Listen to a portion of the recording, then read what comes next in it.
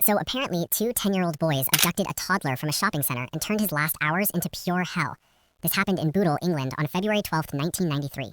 John Venables and Robert Thompson were both just 10, regular kids who skipped school that day, hanging around the New Strand shopping center, stealing candy, bothering shoppers, just messing about like bored boys do. Then they spotted 2-year-old James Bulger. His mom, Denise, turned away for literally seconds to pay at the butcher's counter, and when she looked back, he was gone. CCTV cameras caught everything. The two boys spotting James, one of them taking his hand, leading him out of the mall like he was their little brother. James toddled along trustingly, holding John's hand, looking up at him. They walked him over 2 miles through the streets of Liverpool, past dozens of adults who saw them but thought nothing of it. Some even asked if the toddler was okay, and the boys said he was their brother and got lost. But he wasn't okay. Over those 2.5 miles, they started hurting him, kicking him, throwing stones, slapping him when he cried. By the time they got to a deserted railway line, James was already bruised and terrified.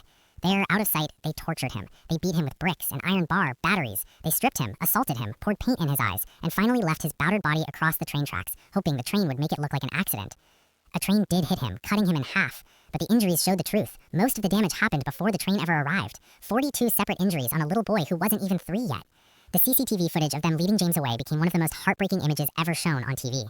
Police traced the boys quickly. Thompson had blue paint on his jacket matching the paint on James. When questioned, both blamed each other, then confessed in chilling detail. They were tried as adults, convicted of murder, the youngest convicted murderers in modern British history.